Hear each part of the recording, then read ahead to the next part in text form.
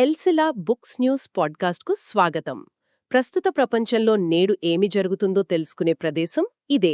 ఈరోజు మనం artificial intelligence రంగంలో చాలామంది పెద్దగా గమనించని కానీ అత్యంత వేగంగా జరుగుతున్న ఒక అతి పెద్ద మార్పు గురించి లోతైన విశ్లేషణ చేయబోతున్నాం. అవును, ఇది నిజంగా టెక్నాలజీ ప్రపంచంలోనే ఒక ఫండమెంటల్ షిఫ్ట్ అని చెప్పాలి. ఎక్కడ చూసినా ఇప్పుడు లార్జ్ లాంగ్వేజ్ మోడల్స్ లేదా ఎల్ఎల్ఎంల గురించే చర్చ నడుస్తోంది కదా. ఖచ్చితంగా. అంటే ఈ ఎంబెడింగ్స్, వెక్టర్స్, లేటెంట్ స్పేస్ లాంటి టెక్నికల్ పదాలు వినగానే మనలో చాలా మందికి కొంచెం గందరగోళంగా అనిపించడం సహజం. కానీ ఈరోజు మనం ఎటువంటి కష్టమైన పదాలు లేకుండా చాలా సరళంగా ఈ విషయాన్ని విశ్లేషిద్దాం. తప్పకుండా. అసలు సిస్టమ్ ఆర్కిటెక్చర్ స్థాయిలో వస్తున్న ఆ ప్రధానమైన మార్పు ఏంటో చూస్తే అదే మన టాపిక్. జనరేటివ్ ఏఐ మరియు ఏజెంటిక్ ఏఐ మధ్య ఉన్న స్పష్టమైన వ్యత్యాసం. ఇది ఏదో ఒక యాప్లో వచ్చే కొత్త ఫీచర్ లాంటిది కాదు. సాఫ్ట్వేర్ అసలు ఎలా పనిచేస్తుంది అనే విధానంలోనే ఒక పెద్ద మలుపు. కరెక్ట్గా చెప్పారు. ఇక్కడ ఆసక్తికరమైన విషయమేమిటంటే, మనం డేటాను కేవలం ప్రాసెస్ చేసే విధానం నుండి ఆ డేటాతో పనులు స్వయంగా పూర్తి చేసే విధానం వైపు ఎలా వెళుతున్నామో అర్థం చేసుకోవాలి. ముందుగా మనం జనరేటివ్ ఏఐ గురించి మాట్లాడితే ఇవి ప్రాథమికంగా రియాక్టివ్ సిస్టమ్స్. రియాక్టివ్ సిస్టమ్స్ అంటే మనం ఏదైనా అడిగితేనే ప్రతిస్పందించేవి, అంతే కదా? అవునండి. మనం బయట నుండి ఒక ప్రాంప్ట్ అంటే ఒక ఇన్పుట్ ఇస్తేనే ఇవి చైతన్యవంతమవుతాయి. ఆ ఇన్పుట్ తీసుకుని తమ ట్రైనింగ్ డేటాలోని ప్యాటర్న్స్ని ఉపయోగించి ఒక అవుట్పుట్నిస్తాయి. అది ఒక కోడ్ కావచ్చు, టెక్స్ట్ కావచ్చు, లేదా ఒక ఇమేజ్ కావచ్చు. కానీ ఇక్కడే ఒక పెద్ద పరిమితి ఉంది. ఆ పని పూర్తి కాగానే ఆ సిస్టమ్ అక్కడతో ఆగిపోతుంది. దానికొక స్థిరమైన జ్ఞాపక శక్తి లాంటిది ఏమీ ఉండదు కదా. ఎగ్జాక్ట్లీ. దానికి ఒక స్టేట్ అంటూ ఉండదు.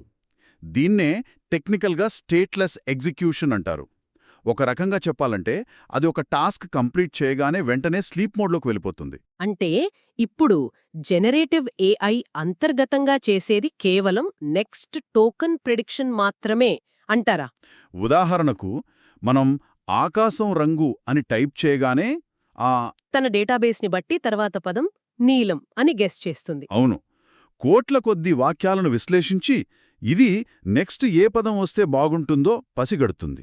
ఈ ప్యాటర్న్ మ్యాచింగ్ చాలా పవర్ఫుల్గానే అనిపిస్తోంది, కానీ దానికి స్వతహాగా ఇది నా లక్ష్యం అనే గోల్ ఏమీ ఉండదు. నిజమే. ఒక యూజర్ అడిగిన దానికి ఆన్సర్ ఇస్తుంది, అంతే. ఆ తర్వాత ఏం చేయాలి అనేది పూర్తిగా ఆపరేటర్ చేతిలోనే ఉంటుంది. ఆపరేటర్ అంటే మనమే. ఉదాహరణకు, ఉదయాన్నే లేచి ఒక నెల్సన్ డెమిల్ ఫ్యాన్ ఫిక్షన్ నవల తదుపరి అధ్యాయాన్ని రాయడానికి నేనొక చాట్ బాట్ను వాడాననుకోండి. అది నాకు ఒక అద్భుతమైన చాప్టర్ రాసివచ్చు. లేదా మన యూట్యూబర్లు తమ వీడియోలకు స్క్రిప్ట్లు, థంబ్నెయిల్స్ జనరేట్ చేసుకోవడానికి వాడతారు.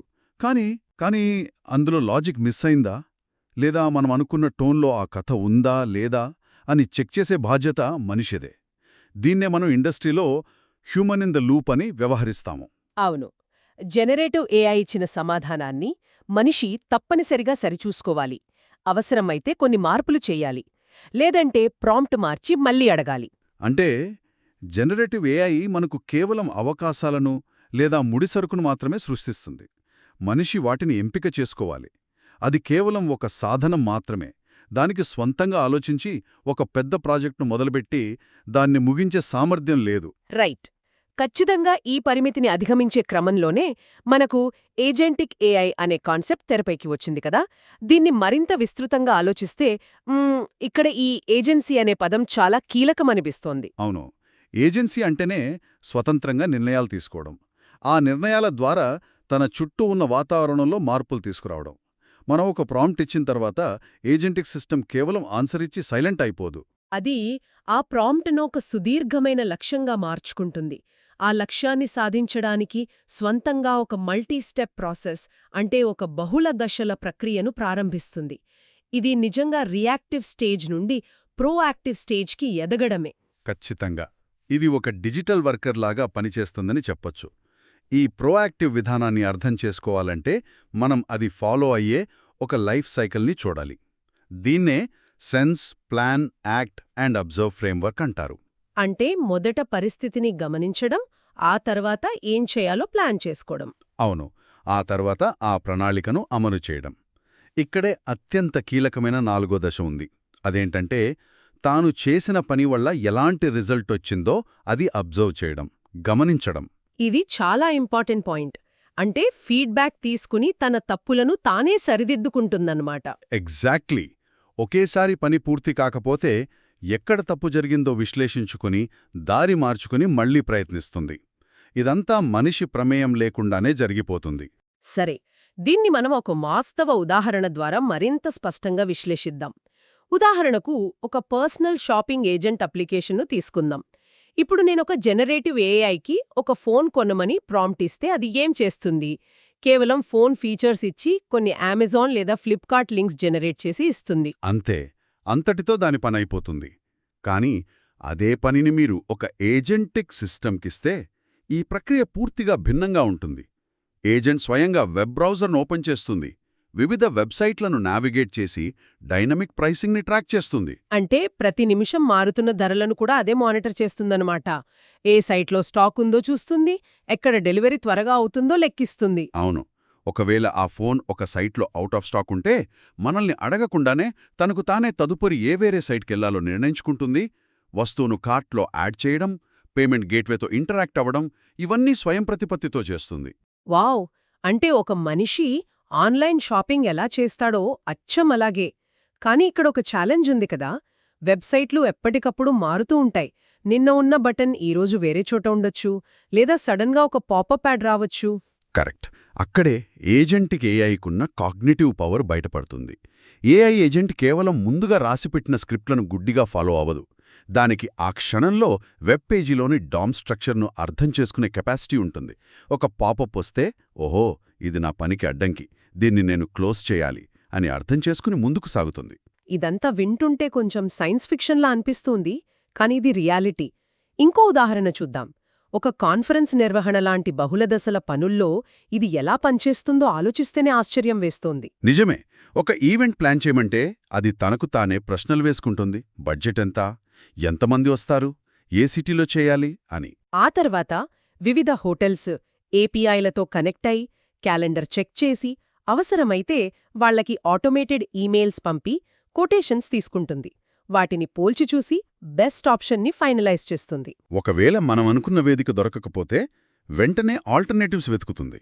ఇందులో అడుగడుగునా మనిషి అప్రూవల్ అవసరమే లేదు. సాఫ్ట్వేర్ డెవలప్మెంట్ రంగంలో అయితే ఈ స్వయం ప్రతిపత్తి ఇంకా విప్లవాత్మకంగా ఉంది. అవును, కోడింగ్ ఏజెంట్స్.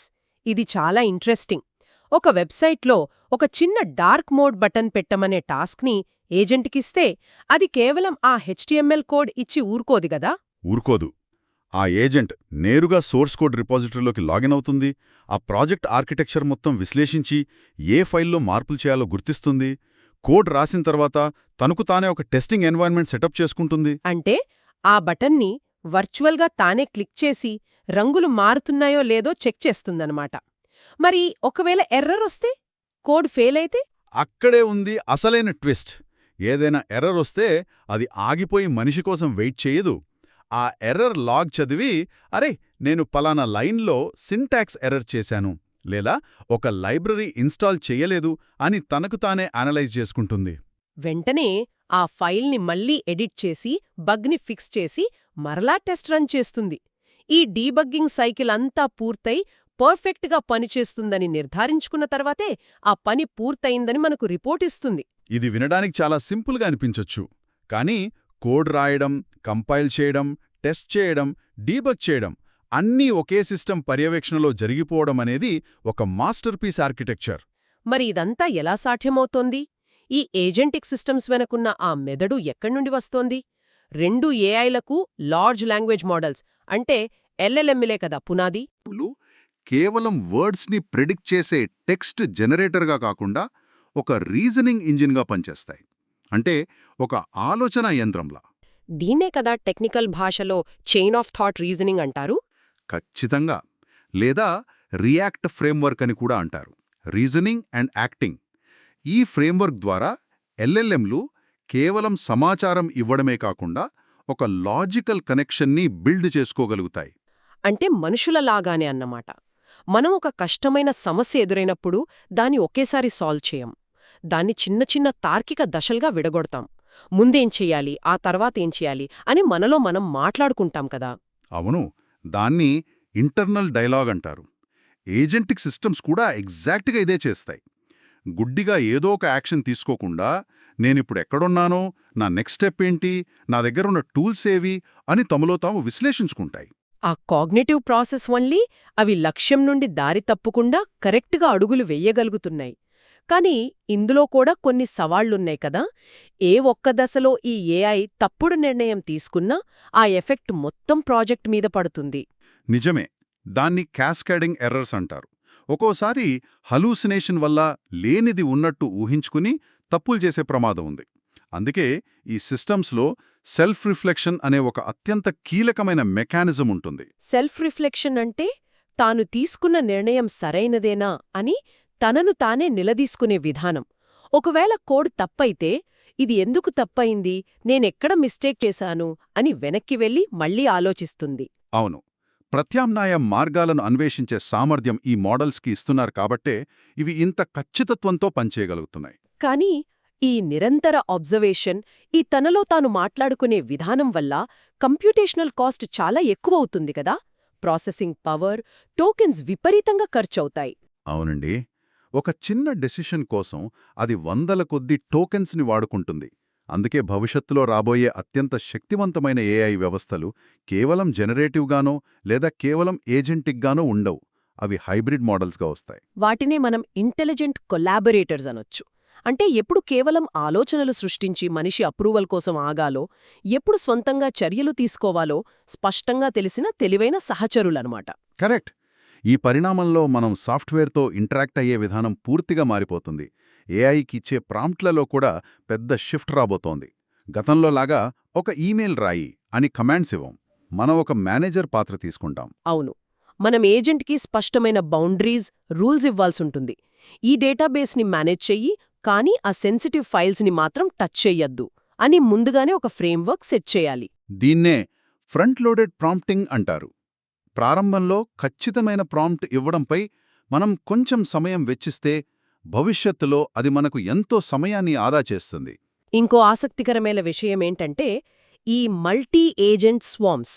అంటే ఒక పెద్ద ప్రాజెక్ట్ను పూర్తి చేయడానికి ఒకే ఏఐ కాకుండా వేర్వేరు నైపుణ్యాలున్న పలు ఏజెంట్లు తమలో తాము మాట్లాడుకుంటూ పనిచేయడం. అవును. ఒక ఏజెంట్ రీసెర్చ్ చేస్తే ఇంకోటి ప్రాసెస్ చేస్తోంది, మరొకటి రిపోర్ట్ ఇస్తోంది, ఇంకోటి అందులో తప్పులు వెతుకుతోంది. ఈ సహకారం వల్ల ఎంటర్ప్రైజ్ స్థాయి పనులు కూడా చాలా వేగంగా పూర్తవుతాయి. ఖచ్చితంగా. సో ఈ మొత్తం చర్చను సమ్మరైజ్ చేస్తే, ఒకప్పుడు ఒక వాక్యాన్ని పూర్తి చేయడం దగ్గరో లేదా ఒక ఇమేజ్ని క్రియేట్ చేయడం దగ్గరో ఆగిపోయిన ఏఐ ఇప్పుడు ఒక ప్రాజెక్ట్ మేనేజర్లా తనను తాను సరిదిద్దుకుంటూ పనులు పూర్తి చేసే స్థాయికి ఎదిగింది. నిజమే. డిజిటల్ ప్రపంచంలో కేవలం సృష్టించడం మరియు దాన్ని వాస్తవంగా చేయడం మధ్య ఉన్న ఆ స్పష్టమైన వ్యత్యాసాన్ని ఈ ఏజెంటిక్ ఆర్కిటెక్చర్ చెరిపేస్తోంది. అవును. జనరేటివ్ ఏఐ అనేది ఒక సృష్టికర్త అయితే, దానికి మీరు ముడిసరుకు ఇస్తే ఒక శిల్పాన్ని అద్భుతంగా చెక్కుతుంది. కాని అది అక్కడే ఉంటుంది. ఏజెంటిక్ ఏఐ అనేది ఆ శిల్పికి ప్రాణం పోసి బయటి ప్రపంచంలోకి పంపించి పనులు చేసిపెట్టేలా చేస్తుంది. మనం పనులు చేసే వ్యక్తుల స్థాయి నుండి కేవలం ఈ ఏజెంట్లను పర్యవేక్షించే నిర్వాహకులుగా మారే దిశగా వెళ్తున్నాం. ఇదే ఒక లోతైన ఆలోచనను రేకెత్తిస్తుంది. ఆర్టిఫిషియల్ ఇంటెలిజెన్స్ తన తప్పులను తానే సరిదిద్దుకుంటూ బహుళ దశల పనులను స్వంతంగా పూర్తి చేయగలిగితే భవిష్యత్తులో పని అనే పదానికి అర్థం ఎలా మారిపోతుంది? మనం పనులు చేసే వ్యక్తులం కాకుండా కేవలం ఏఐ ఏజెంట్లను పర్యవేక్షించే నిర్వాహకులుగా మాత్రమే మిగిలిపోతామా? ఈ ప్రశ్న శ్రోతలు తమలో తాము ఆలోచించుకోవడానికి వదిలివేస్తున్నాను. మా పాడ్కాస్ట్ విన్నందుకు ధన్యవాదాలు. మరిన్ని కోసం వింటూనే ఉండండి.